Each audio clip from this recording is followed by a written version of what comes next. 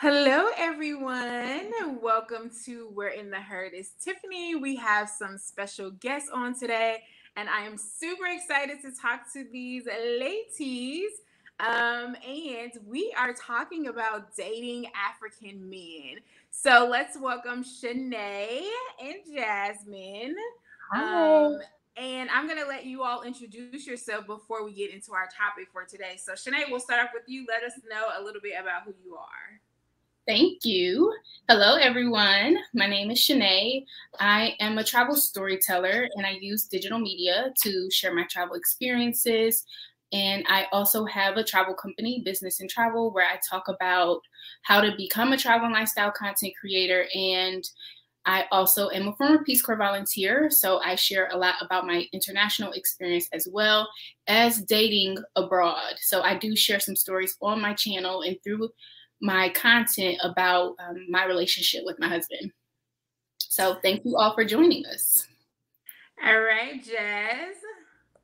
Thank you, Tiffany. Hey, everybody. My name is Jasmine Okocha, and I am currently an expat living in Ecuador, and I've been an expat for about 5 years with the State Department. My husband and I, we travel for work, and it's an amazing opportunity to do so. And as I mentioned, my husband, we're going to talk about him in today's video and how we got together and just that whole story. So I'm really excited to speak with you ladies about this topic. I think it'll be very interesting. So, yeah.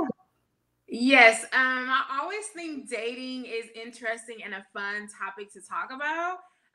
And so I'm super excited. I'm wearing my African earrings because we're talking about the continent.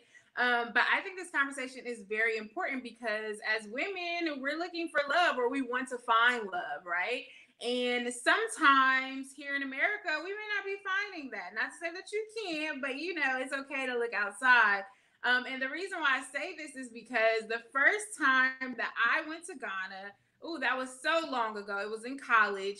And there was definitely a difference. When I say the men were loving me and I was loving them right back, like it was all good. So I was like, I think I'm living on the wrong continent. So that's what came to my mind because it was different and I wasn't used to it. So it was definitely a breath of fresh air. And so I love to just talk about this topic. And I find a lot of people that go to Ghana that usually come back with somebody. So super fun topics to get into. So let's just jump right into it. Dating an African man. Like, what does dating look like? And we can even do some compare and contrast. Have you dated men in America and you found a difference, or was it the same? So anybody can jump in and answer the question about what is it like dating an African man. And mind you, and let me also point out that too, we're kind of talking about, I'm going to say 3 countries. So obviously Africa has so many countries, but we're only talking about 3 from our experiences. My experience is with Ghanaian men. Shanay's is with Senegalese men. And Jazz is Nigerian. Okay, so I wanted to make that disclaimer because people be like, "Well, you're talking about the whole African now." All African men. It's like no. We're talking about specifically these 3 countries, right? So Yes. anybody jump in. Let me know what was your. Well, Jazz, let me start off with you because I know you got a chance to really date your husband. So let us know like what that looked like. Oh, wow. Yeah, we've been together for, I'm going to say my husband recently said for like 13 years. We've been married almost 6 years coming up this weekend. But we've been together. We're college sweethearts. Thank you. Yeah, we met in college, funnily enough, at an Africans United meeting that he was vice president of at the time. And it was just me, my little African American self, just looking for clubs and just so happened to tag along with a friend of mine that was going and wanted to be integrated into the community. And she was like, just come with me, you might like it. And I went and I saw him and was like, he's cute. So that's kind of how it started. But what I will say is, aside from that tie-in of, Africans United and just having that community, I don't know. Our relationship wasn't necessarily anything, I'll say dating wise, wasn't anything necessarily different than, you know, the men that I've dated in the past. We have so much in common, and we had so much in common when we were in college. And, you know, I think we were just in a bubble. So, and we'll probably get to this, I think without the familial influences, it was just like the two of us. So there wasn't really anything that was necessarily like tied to he's African, I'm African American. It was just like the two of us dating and the two of us in our college bubble. And, you know, that's how that went at first. I do have a question for you, Jess. So Nigerians, and again, we may be talking about a lot of stereotypes here, so don't nobody get mad at us. But for Nigerians, they are known to not be romantic. So would you consider your now, or what before you even got to the point of marriage, dating wise, is he romantic or is he not? And is that something that you even cared about or even thought about when you thought about him? You know what? I actually would say he was pretty romantic. He tried his best. And let me put in this caveat as well. So my husband moved to the United States when he was around 6 or 7. So even that kind of tells the story of how influential his culture and his background was to his upbringing, and then us dating as well. But you know, I would say, again, with us being in our bubble, romantic wise, he tried his best as a young 20-something knew how to do, and as I knew how to accept. I thought everything he did was cute and romantic enough. As we were dating, you know how that goes. So, you know, it was great. And now looking back, I'm like, I'm really proud of him. He actually tried. That was cute. Right. The effort is what matters a lot. I think when it comes to relationships, we as women, not to say that we have low standards, but the smallest things can make us happy. Like, you know what I'm saying? And I wish guys recognize that the small things will put a smile on our faces. Okay, Shanay, we're going to move to you. So you had a different dating experience. So tell us about your dating experience and how that came about. Just speaking on the small things really quick, the cutest thing to me was that he listened. So we had met earlier in the day, like early morning, and then he invited me over to dinner, which I normally don't do. Like, you meet somebody on first date, go to their house for dinner. I normally don't do this, but I was living life on the edge, and I was free, and I was open, and I didn't, you know, I was like, he's really nice, and I want to try it. You know, I want to learn more about Senegalese culture. So, but wait, let me stop you real quick, Shanay. I must say that I live on the edge when I'm traveling. You were in another country, so I feel like it's easier to live life on the edge. There are some things that I would probably do in Ghana today that I would not do here in America. Just to point that out. Yes, that's very true. That's very true, because even when I tell the story, people are like, "What?" I'm like, "I know." But I mean, and not that it was anything super risky, but you know, you're taught not to do stuff on the first date. You're taught not to go with, you know, strangers and all these things. But you all have both been to Morocco, so you know what it's like there in terms of the culture, in terms of the hospitality, in terms of the people, in terms of trust and security. So for me, it wasn't an issue for security. It was just like, this is something I grew up knowing, you know, this is what you don't do when you meet somebody on the first date.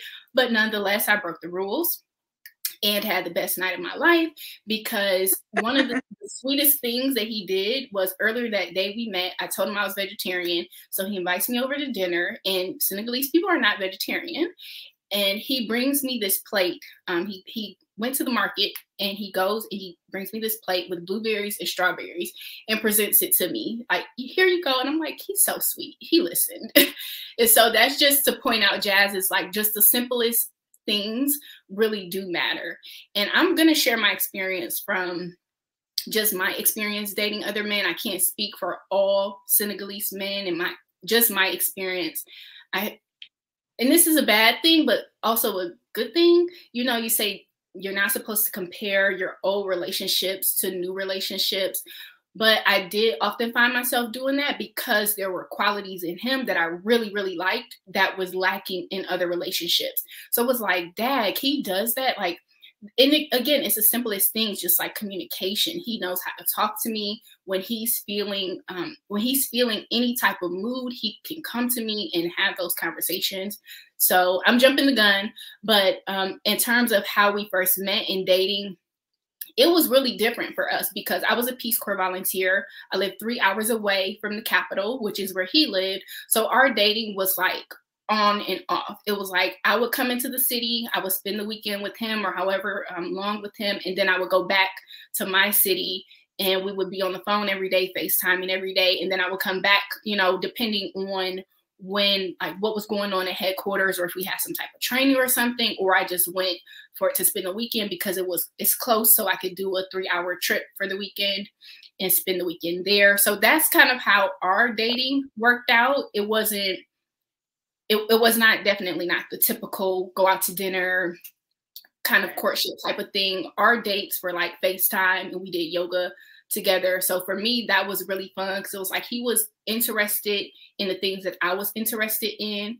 And even if it was to kind of impress me or to, spend time with me or to get my attention, it was really important for me because I'm in a country by myself.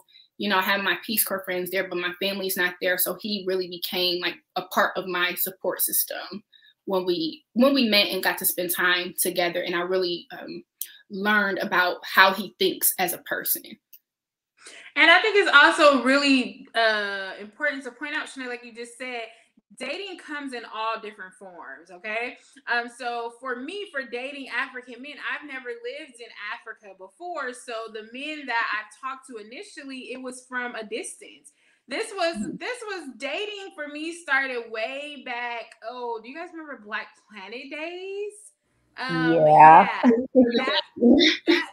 That's where dating started for me, for being introduced to Ghanaian men. And so there was no typically dating, like you said. For me, we're definitely on the internet, you know what I'm saying, talking daily, doing different things like that. The interesting thing about dating, though, was that it can still be done, but just in a different type of way.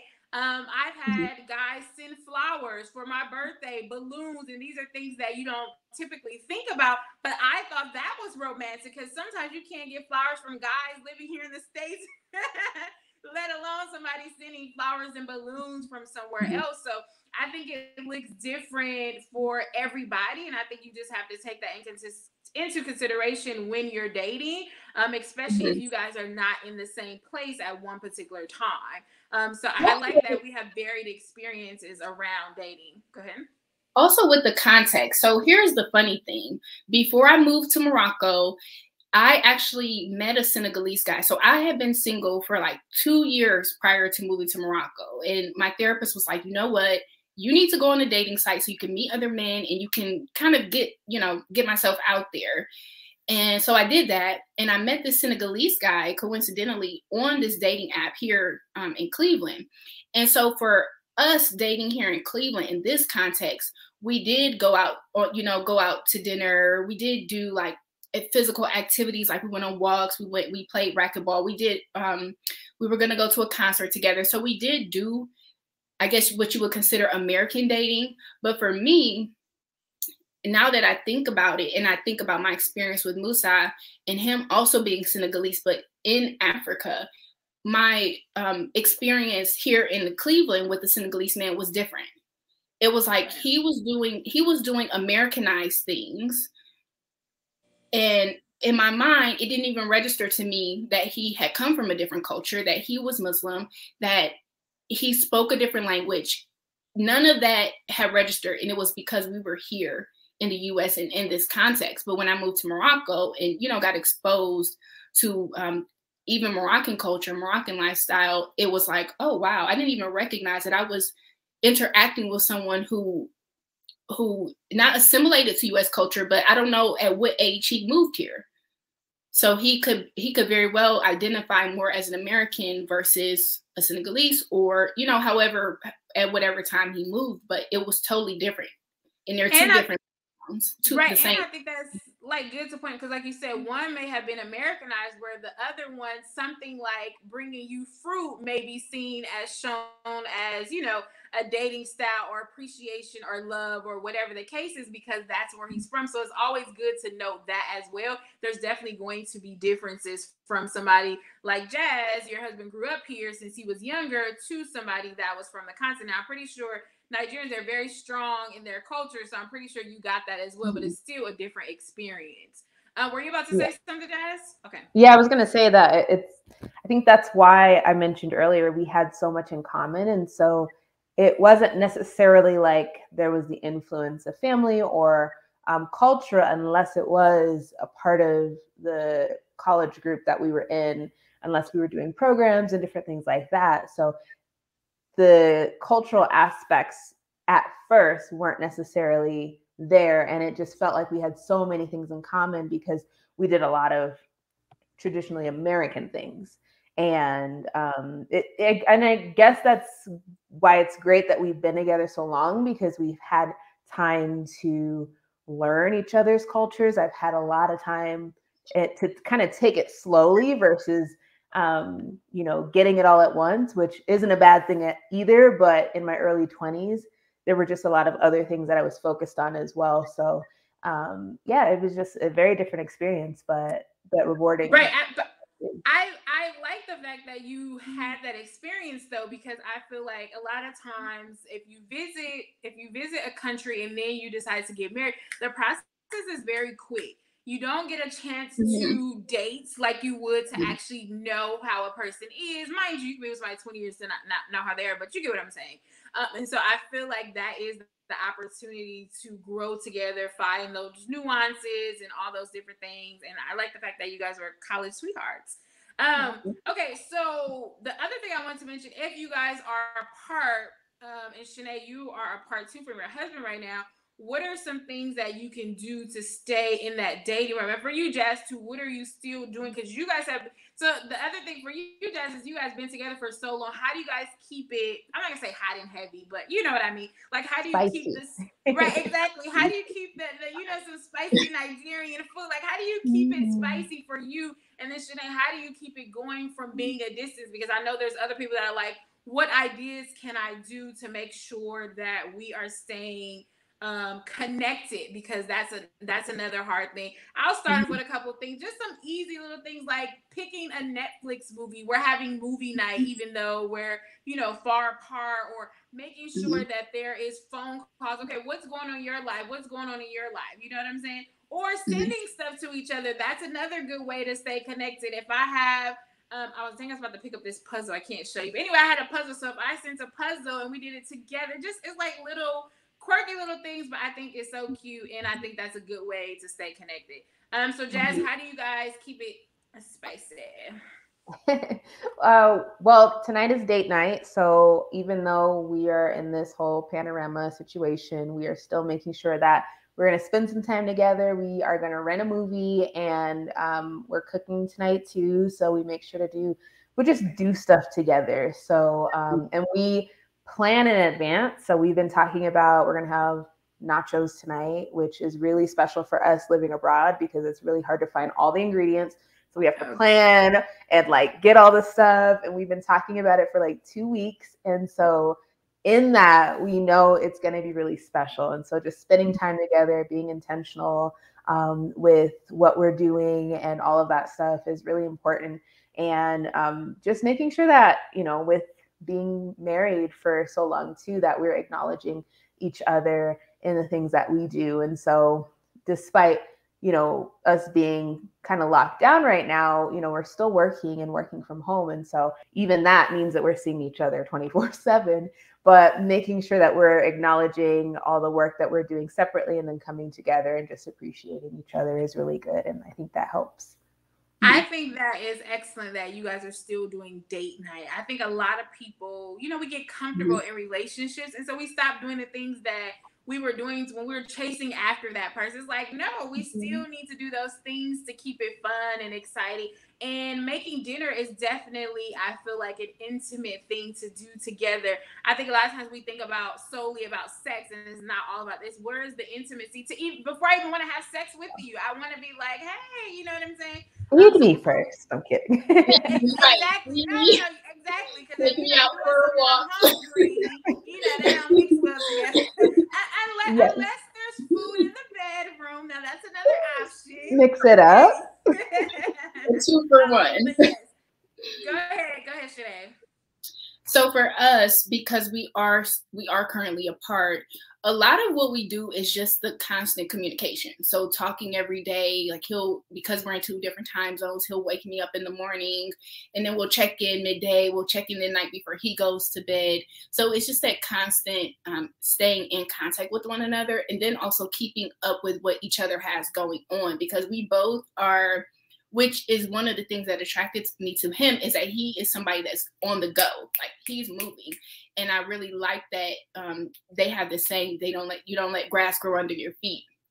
And so I think for both of us, we kind of match in that way. So we're always keeping up with each other. So we're calling each other, FaceTiming, just to see what's going on. And then also one of the things that I wanted to share was that we're very consultative towards one another. So when and this isn't necessarily dating, but because we're in this long distance, we are doing our best to keep up with one another. So for example, if I have something going on, like my video or our chat, it's like, oh, I have this going on, let me tell you about it. Let me tell you my ideas. And then you tell me what you think, and you tell me, what things I should say from your perspective. So I do have some things that I'll share from his perspective, being an African man.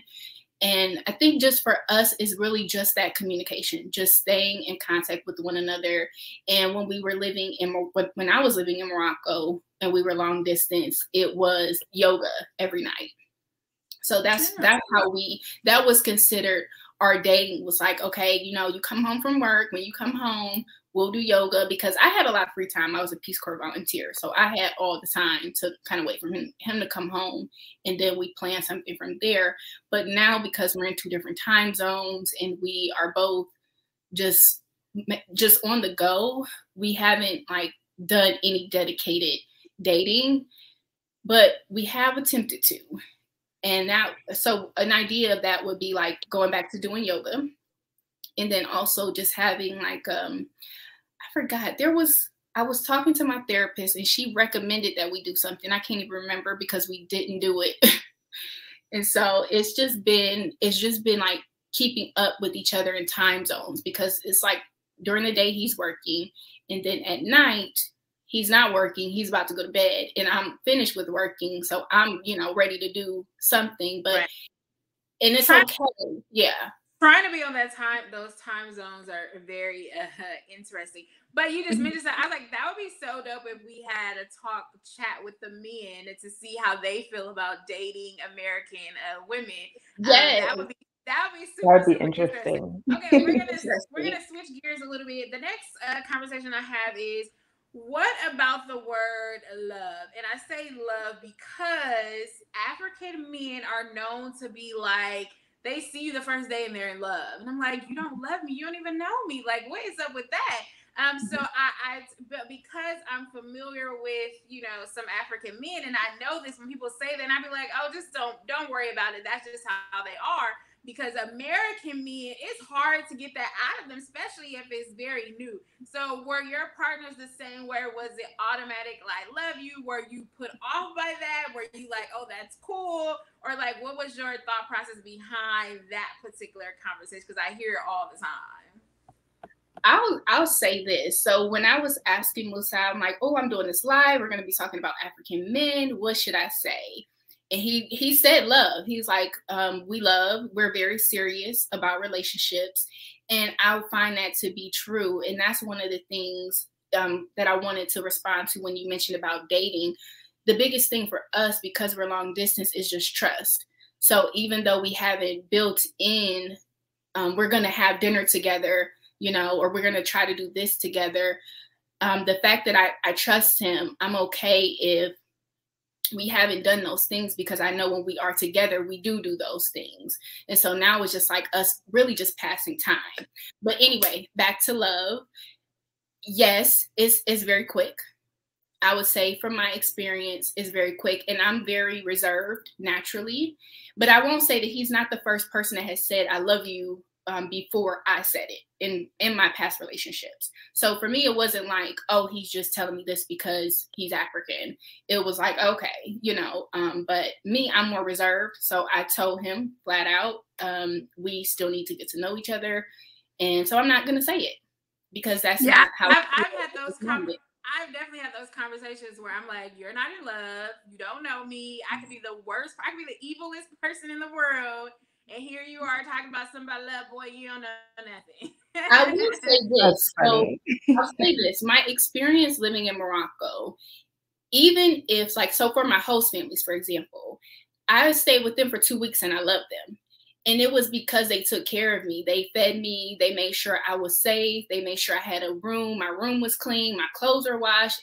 They took care of me like I lived at home with my parents.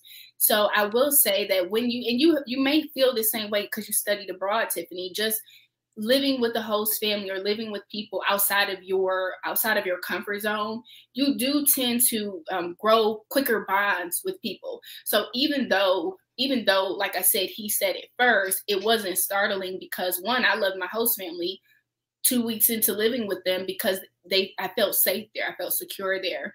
And also because I just feel like that's what they say. It's just like I love you is one of the main English phrases that most people outside of the US know right off the bat. Right. Shanay, not Shanay, Jazz, what was your thought behind that? Was it quick or not? Oh, no, it wasn't quick at all. And I think it's, again, the whole fact that he was already living in America and already assimilated and all that stuff. What's funny is I definitely had a crush on him. Like I told you, I saw him first. I was like, he's cute, right? Like that was my first thought. His first thought, from what he's told me multiple times, is that he wasn't even checking for me. He was busy. He was booked and busy with all the things he was busy because he was like it. Yes. And so it's funny because I was in a music program at the time, and one of the requirements was to go to concerts. And one of the concerts was at night. And so I was like, okay, I mean, I don't want to go by myself. Like it's dark. And maybe, if I ask him, like, of course I'm cute. Like he's going to say yes, right? He'll take me to this concert. So I asked him, and it was after one of the Africans United meetings. And I asked if he'd like to go with me. It wasn't necessarily asking him on an official date. I was just like, hey, I have this concert to go to. Would you like to accompany me, or whatever I said at the time? And he was like, I'm sorry, but I can't. I have a party to go to with all these other people. And I was like, oh, so let's just say that getting together, it took some time. So yes, we've been in this pursuit of love for quite some time. But, eventually we said it to each other, and obviously we've been together ever since. So he was worth the wait, but I'm also a catch, right? So I was worth the wait. Exactly. You were definitely a catch, Jazz. So my next topic we're going to talk about is traditional roles.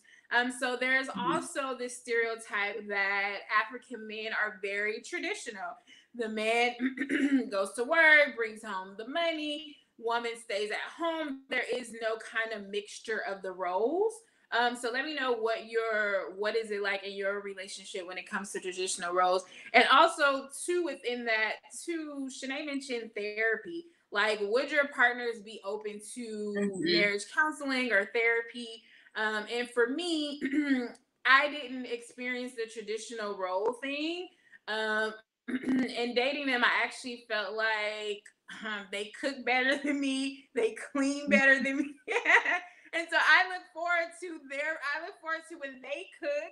I look forward to when they clean the house. I look forward to them earning my clothes. So all of these traditional stereotypes that people said was not my experience at all. And so do you guys have the same experiences, or are they pretty traditional? Anybody can go first. I can go. I'll say this. So again, dating and the whole bubble situation, it wasn't really something I paid attention to until I got married. And I think I put the traditional roles upon myself. I think that if I could be real, that was probably one of the challenges we had early on in the marriage, because I was trying to like figure out my purpose and who I was and all this stuff while, he is a foreign service officer. And although I did have employment during our early years as well, it was still like, okay, well, he's working so hard. So I want to make sure that I do all these things that I've been socialized to do, keeping the house perfectly clean and making sure that I'm cooking and all of that stuff. But what I realized, it kind of took away from him being able to do those things because I was already doing them. And so what I realized too is he cooks so well, he cleans, and he takes care of me and I take care of him. And it took me having to kind of let my guard down and let go of those stereotypical ideals from my point of view, to actually see that it's more collaborative and it works really well this way. And it's okay if sometimes I cook and clean more than he does, because some days I'm not doing anything and he will pick up the slack and do as much as he can and as much as he wants to. And it's great. Yeah, and I think that's the thing about having the partnership as well, and kind of discussing those things from the get-go. Is this something that we're going to do together? What do you expect for me? Or, vice versa. And so I'm glad that you guys kind of figure out your playing field to be like, okay, this is something that he may be enjoying as well, and so am I. So where can we come together to see how it can be, maybe one day I cook, the next day you, or maybe one week you cook, and whatever the case is, just trying to figure out what that is. For Shanay, Exactly. what is your experience? My experience, we always joke about this because Musa is always like, if we were in Senegal and I was a Senegalese woman, I would be doing more than I am, because culturally, he's like, the men, they don't do anything. And now this is us, between us joking and everything. But Musa really, he caters to me. He's like, like you said, he cooks better. So I'm already like, love bug, what are we having for dinner? And I think sometimes too, when we first met, I made eggs really bad. And I think that messed up my whole reputation for food. And since he's just like, I'm gonna do it. I'm gonna teach. And then also that's another thing too we talked about, was like, one thing to share is I think they really like sharing about their culture, their food, how to prepare their food. So that was one of the things that we did when we lived together. So he would show me how to make chip, yassa, mafe, which Jasmine, you made it. But still, you're right. And even with that, even making the food, he still makes it better than me. So it's still like, I like cooking, but I'm not somebody who is in the kitchen cooking. That's just my personality. So I think we just work well, because he actually, I wouldn't say he likes cooking, but when we first met, he was like, the reason why he cooks is because he's not living at home. Because in Senegal, it will be a different experience. But because he moved to Morocco and he is living on his own, he is responsible for feeding himself. So he's like, since then, I've been cooking. And then when we met, it was just something that he just does every day. He has to come home from work and prepare his food. And so I just kind of got looped into it, because naturally I'm not in the kitchen. I'm on my computer doing something. And my family will tell you that all day. Like, she just stares at her computer.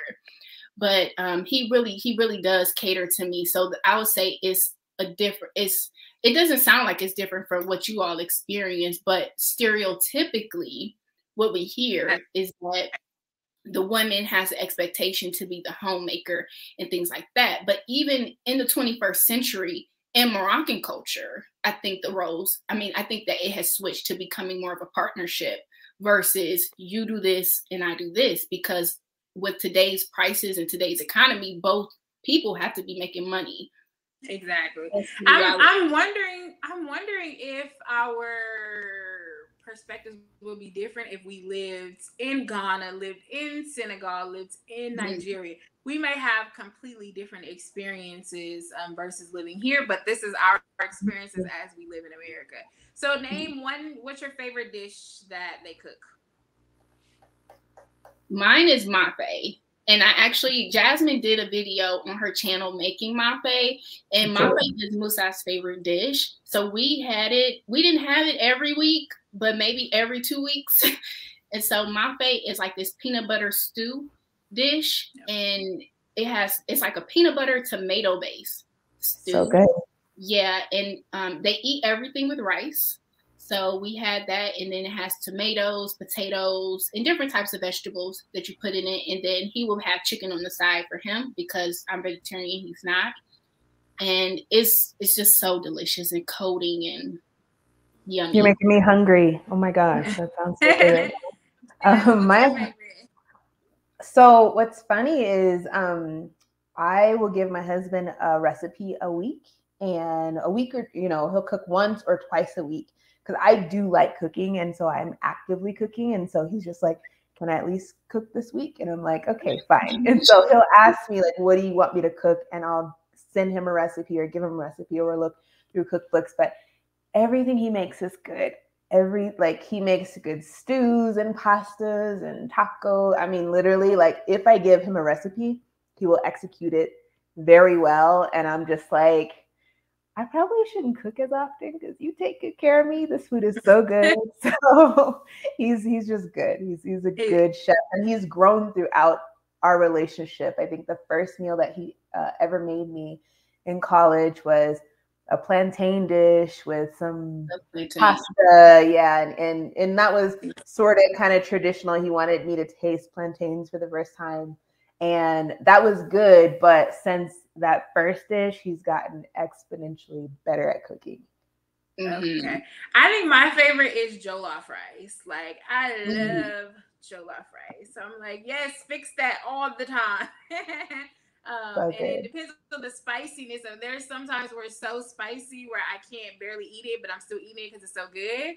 And then there's other times where I'm like, okay, I can eat it today. But either way, it's still good. So I absolutely love it. And it was funny going to Ghana and actually making it in Ghana, because where we made it is they had like a makeshift like area for the kitchen, but they still cook outside. So having the experience of eating outside or seeing them make fufu, and it's funny because I feel like jollof rice has always been my favorite. I wasn't a big fan of fufu and some other dishes, but now I feel like it's grown on me, and I'm like, oh, okay, I like these things now. But I think that's me. My palate has grown as well.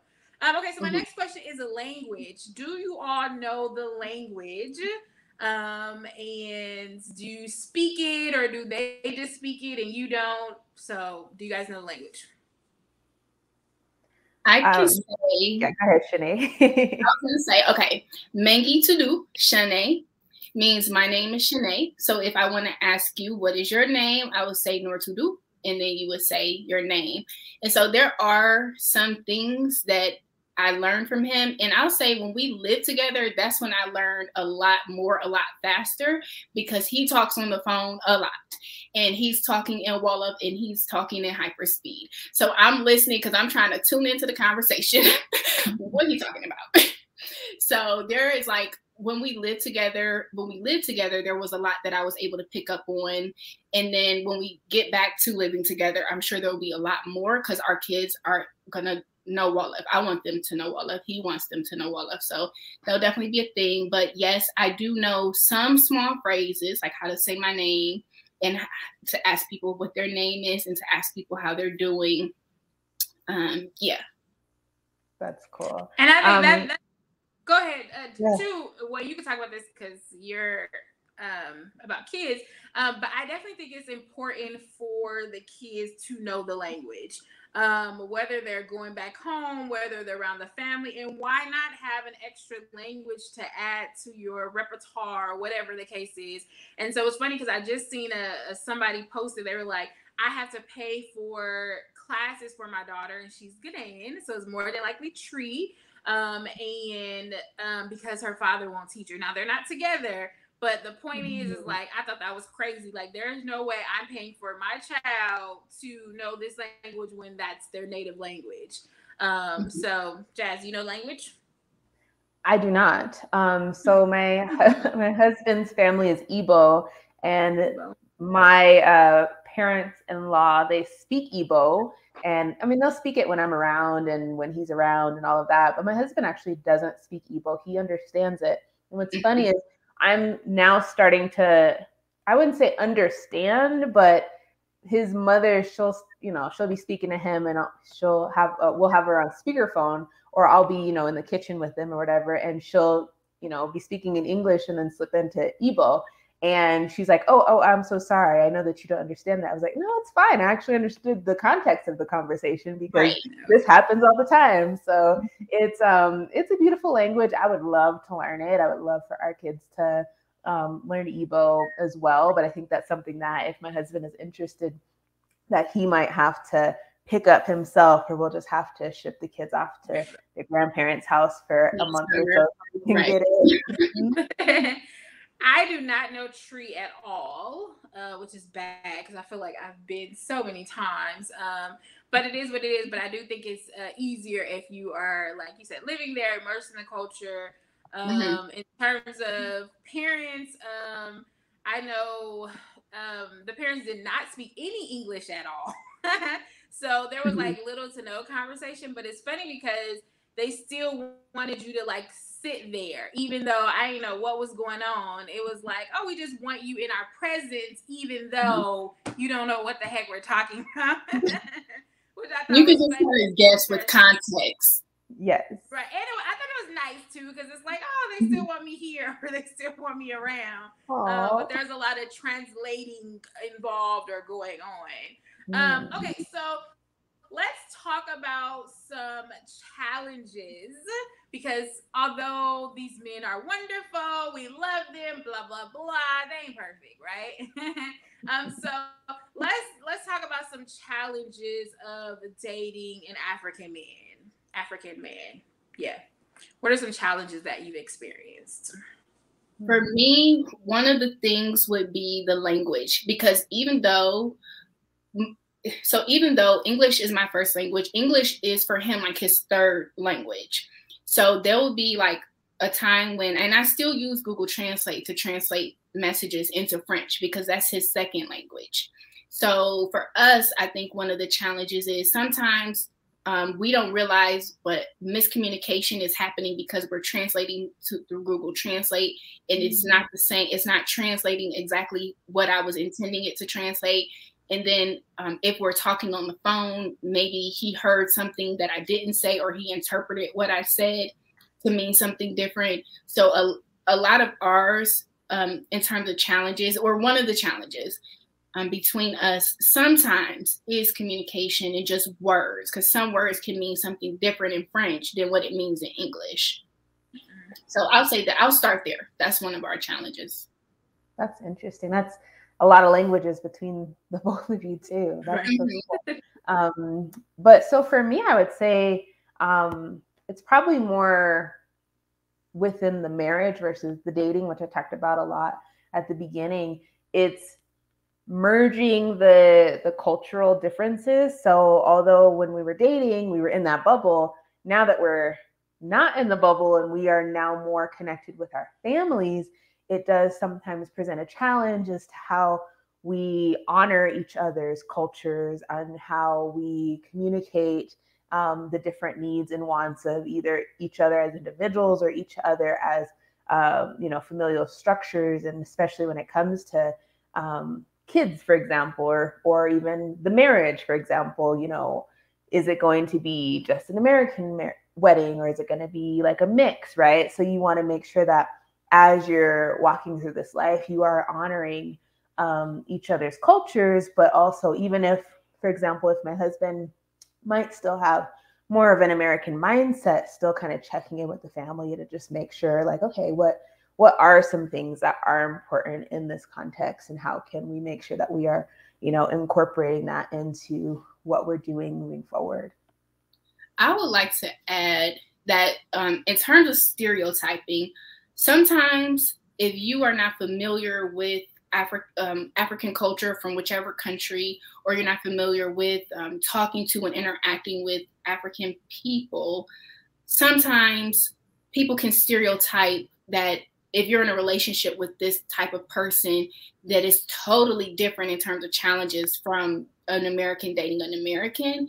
And so it's like, there is no challenge that's different from if I were dating an American. So yes, he gets on my nerves. Yes, I get on his nerves. Yes, when we're mad at each other, we yell at each other. And that is, it doesn't matter if we're Senegalese and American, or if we're American and American, or if we're Senegalese and Senegalese. So I think you're a man. It's like you're two people trying to live in the same space, and like you said, bring your cultures, your ideas, your upbringings, bring that all together. And so people get lost in, oh, they're from this country, so it must be like this to date them. And it's like, no, it must be like this to date them because they're human. And yes, we're gonna have our challenges, because here I am trying to live my life and be who I want to be. Here he is trying to live his life and be who he wants to be. And we're trying to bring those things together. And so it's like, how do you balance those things? So if we're going to talk about challenges, everybody is going to have a challenge, because we're all humans, So I cannot personally say there's like, I will say in terms of challenge, sometimes me being an American can feel like, to me, is how I'm being approached. So if it's like, in terms of opportunities, it could feel like, okay, yes, I am American, but I'm still human, and I'm still myself trying to find myself. And so, and this is from the perspective of somebody outside of America thinking like, oh, Americans have it easy. It's easy for you. You have opportunities. You have access to things. And so sometimes I think that can be like a conversation that we have to have together. It's like, yes, I am American, but I am still trying to figure it out. And still, everything is not just thrown at my feet and saying, here is yours. So that's something that dating somebody outside of America would be a challenge. Yeah, I definitely think that you made some good points about, like, literally when you talk about bringing two people together, just like you said, that's a challenge in itself, because we all operate differently. If it's something such as like brushing your teeth, do you keep the cap off? Do you don't? Is there toothpaste in the sink? Is there hair in the sink? Like, that alone right there is already like, oh, OMG. So then imagine trying to be in this loving relationship with this person. Work. And so some of the things that, exactly, every relationship is work. Exactly. So imagine putting those two cultures together. Some of the things that I would say would definitely be communication.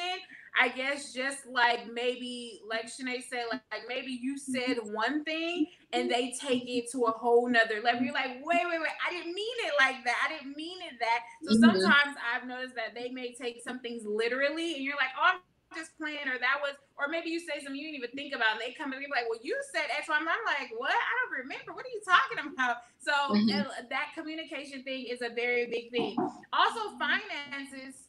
Merging finances together, anything of that sort, is always a conversation that needs to be had, because how did they do stuff in their country? Like Shanay mentioned, coming to America is very difficult. So coming to America and trying to figure out working and finances and bills and different things like that, it works a lot differently in Africa. They pay up to like a year in rent, where we got to pay monthly in rent, and that's something that we're grinding hard to make sure we get that paycheck to work, for the rent. So I feel like these are definitely conversations. Another thing is family. Families on both have. What does the families look like? I know I remember a situation where the family is very much involved, and if there's an issue with the couple, then it's like the whole family is involved. The whole family is like, what's going on? Let me help solve this situation. Whereas in America, it's like, stay out of my business. You know what I'm saying? So these are things that has to be talked about, coming from these different, the different cultures, right? And even if you're talking about, I mentioned therapy, you talk about marriage counselor, whatever the case is, are they open to therapy? Therapy is not something that's particularly known in Africa. African Americans are barely hopping on board.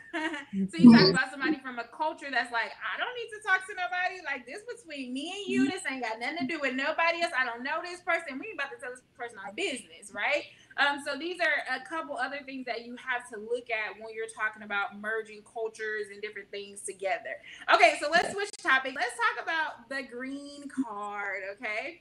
The green card thing comes up all the time, right? Because people automatically assume if they are coming from Africa to America, or this is any country other than America, they must want a green card. So how do you address that situation of the green card topic? And it is, you know, this conversation can go either way because some people are out there for a green card. So how do you mud through the waters of saying, this is not what this person is for, we're in love, it has nothing to do with the opportunities that America presents?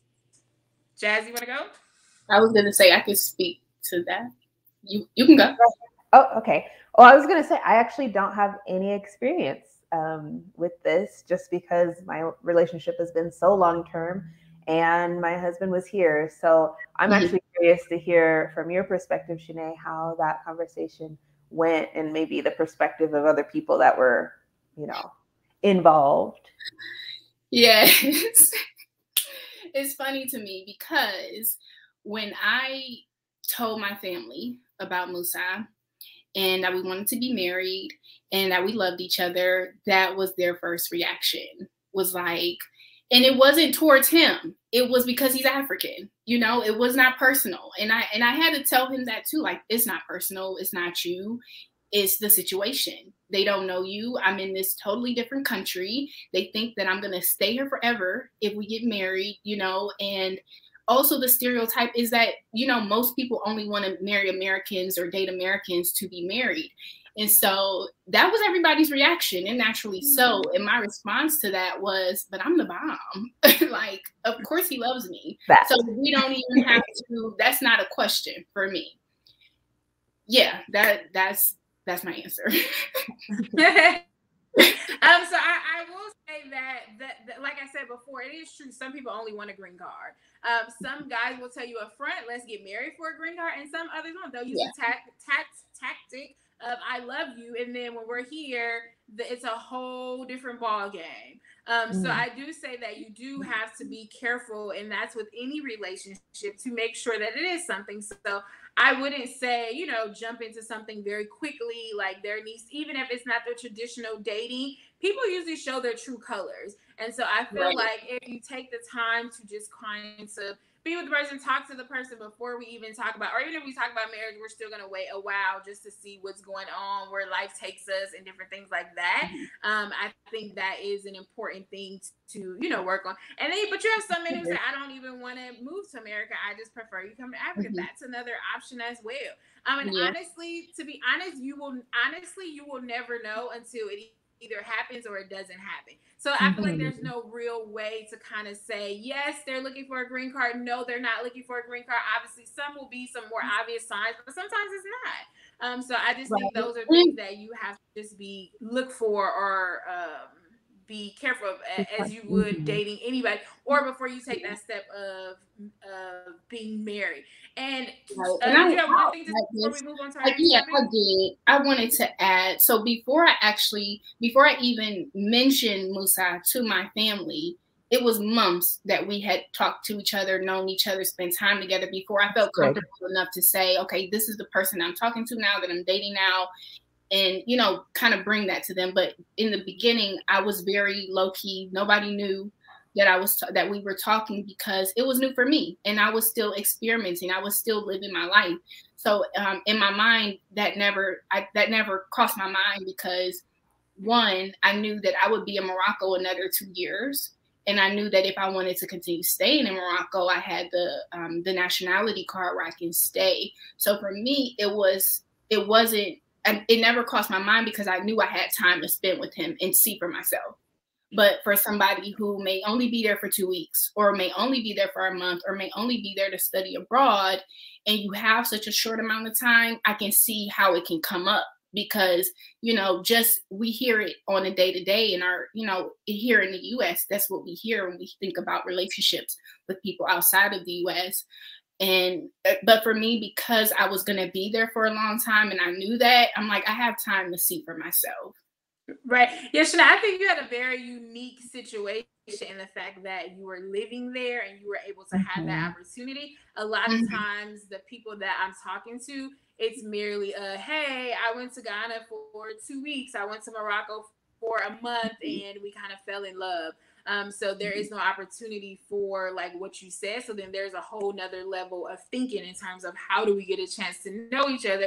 Because again, if I first meet you, it's gonna be fun. You already know that first month, 6 months, years, the bond, we're so in love. Oh my God, you can't do anything wrong, blah, blah, blah. Then we see, okay, then we get into the real relationship. Okay, this is how they are. These are the nuances. This is what they do, blah, blah, blah. So leading to our next topic, marriage. So you guys are both married. So how did that marriage come apart? I mean, about, did you guys have traditional wedding? And was there anything that changed after the I do's? Because that's when the real relationship starts, right? Not at the wedding, not at the other things. Wedding and marriage is a completely different topic. Sure, I can go. So we got married, and we had both I would say it was a more of an American wedding, but there were traditional elements involved as well. So I had a white wedding dress, and then for the reception, I had a Nigerian wedding dress. It was made for me in Nigeria and then brought back, and it's so beautiful. And we had matching Nigerian outfits as well, so it was really nice. And yeah, that's how that went. Did they spray you with the money? Was his family there, or did you guys didn't go to Nigeria at all? So you guys didn't have a traditional? We did not. We did not. So it wasn't. We didn't have like two separate weddings, or one in Nigeria, one in the States. No, it was. That's what I mean. It was more Americanized with the Nigerian elements. But yeah, all of his family came that lived in Colorado at the time, and some family did in fact fly in from Nigeria and then other parts of the world as well. But we got married really quickly, I would say. So he proposed maybe like August, and to me it was quick. We got married in January. So the wedding planning was, to me, kind of sped up, and we were just trying to like figure things out because he had joined the Foreign Service. So everything was advanced, and we were about to move to Morocco at that time too. So it was like, unfortunately, we didn't get a chance to have the wedding perfectly the way we wanted it to be. And we didn't have dancing, and that was kind of an issue because we didn't do the money dance. We didn't do like any of that stuff. But the church that I went to at the time, they didn't allow that. Yeah.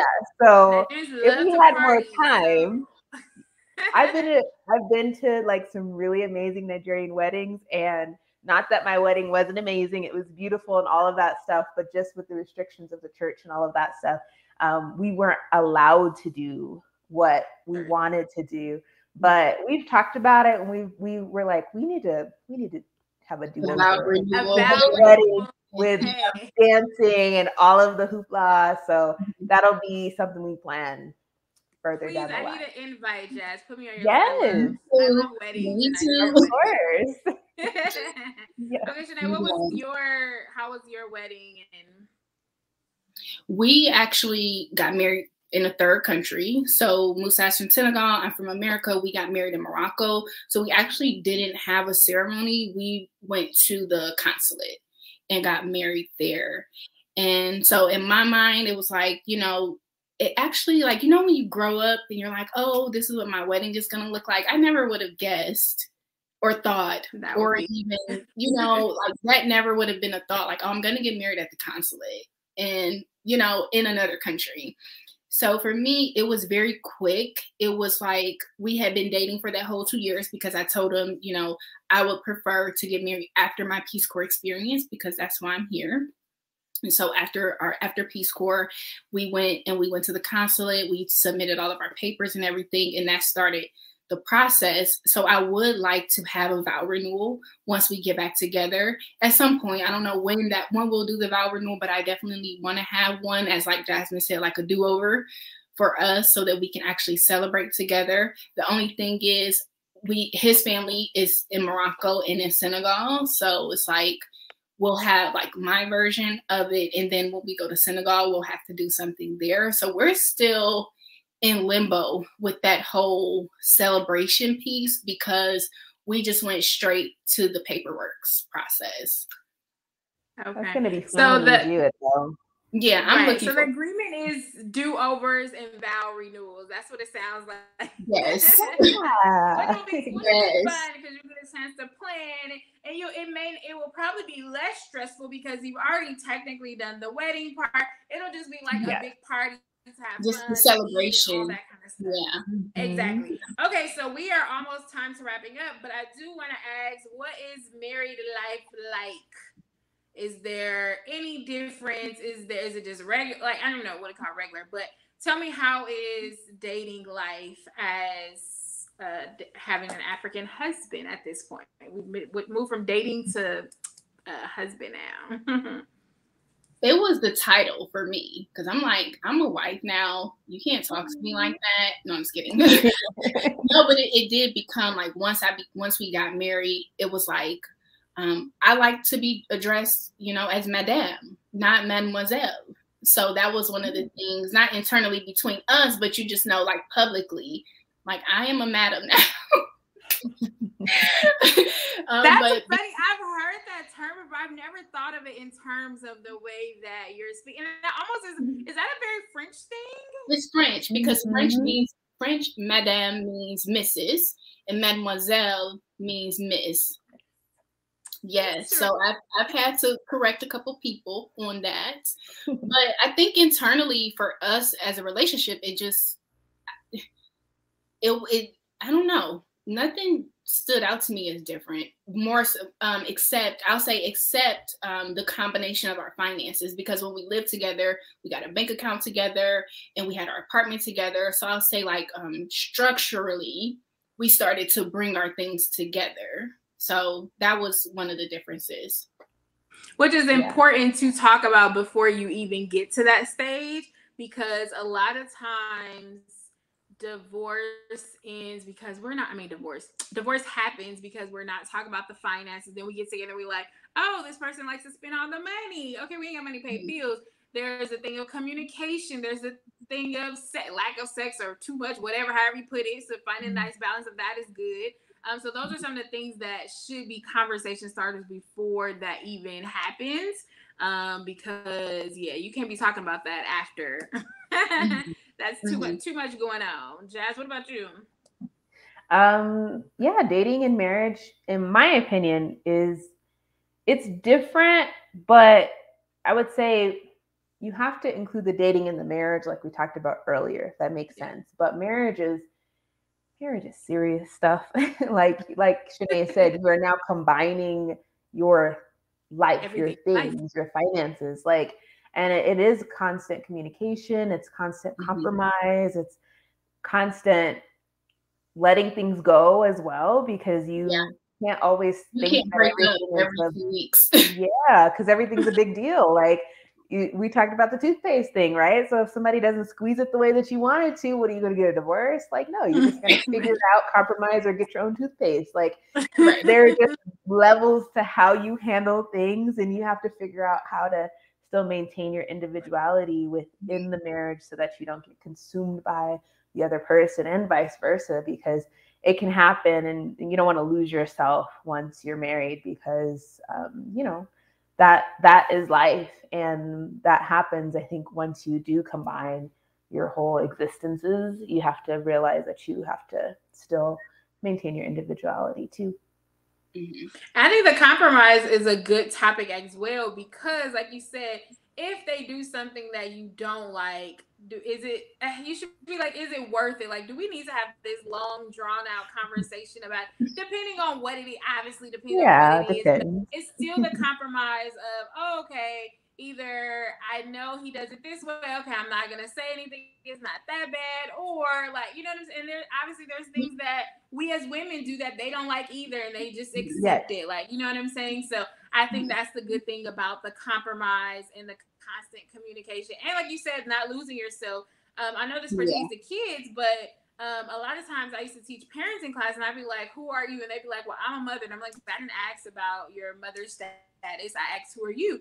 And so the same for marriage. A lot of times people do lose themselves in being the wife, you know, versus like, no, who are you outside of your husband? And those things are super important to make sure you recognize as well. So as much as you're having date night with your husband, are you dating yourself? Are you making sure that those self-care tips are in place? Because if you are stressed out, then the relationship and the marriage definitely takes a toll. If you're not good for yourself, how can you be good for your spouse or anybody else for that matter, including your kids, which, by the way, Jazz is pregnant.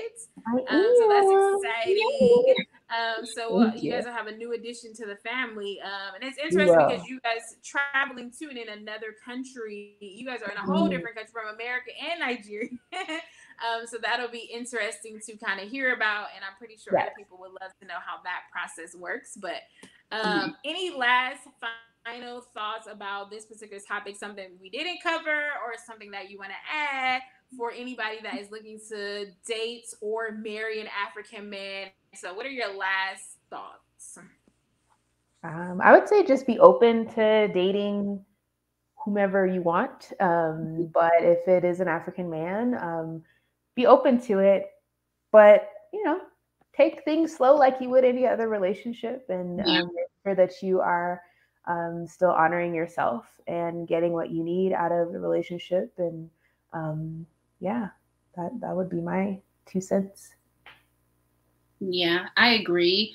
Don't let stereotypes lead you down a destructive path. Just pay attention to your own relationship.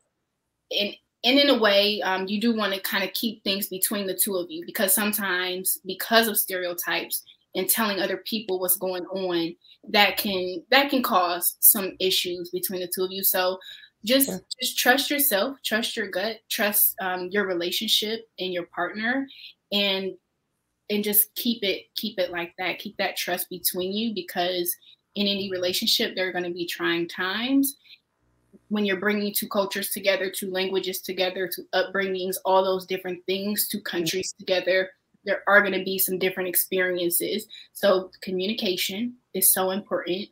Google Translate, and then even outside of Google Translate, break that down even more, like just talk to each other slowly and with patience, and laugh and have fun and joke with each other and just be silly and be yourself and do you, and let that person do them, and you'll be fine.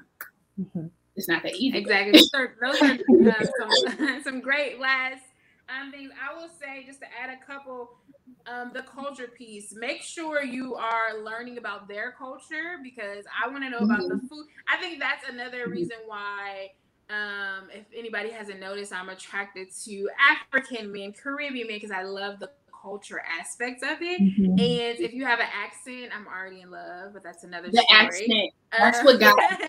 That's what got me. The accent for me. That's cute. That's what it was. I'm like, just talk a little bit. What you say? I don't know what you said, just keep talking. Exactly. So I will say the one thing is to learn the culture. What does the food look like? What does the music look like? What does burial look like? That's a whole tradition in itself. Like, what do these different things look like? Also within that culture, the family aspect of it.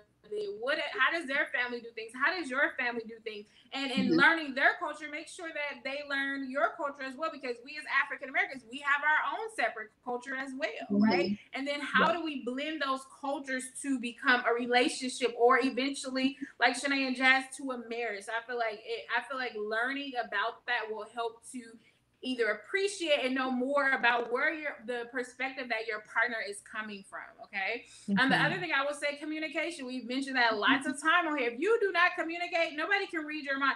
Even if you were with your husband for 20 years, they still cannot read your mind.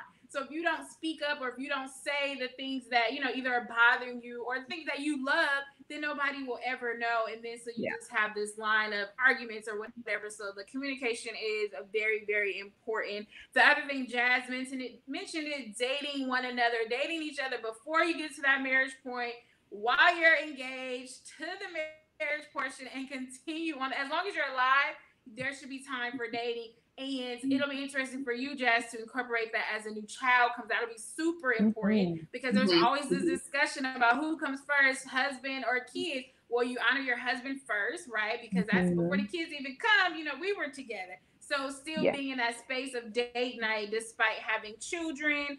And even if we mentioned therapy, other therapies, marriage counseling, whatever that case is, even if that comes before that or particularly after that, these are some things that will kind of help. Obviously, it doesn't help all relationships, but these are just some of the key things that will help out. And like you said, have fun with everything, the dating, the physical touch, just all of those different things will enhance any type of relationship. And we are going to wrap up. This was a fun conversation. I hope everyone enjoyed the different topics that we talked about.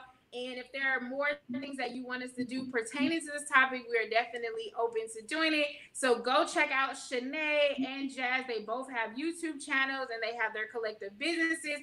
They introduce you to who they were in the beginning. I'm going to make sure to link down to their socials and whatever else you want to learn more about them. And thank y'all so much. I appreciate it. This was great, and we'll have to do it again. Yes. Thank you.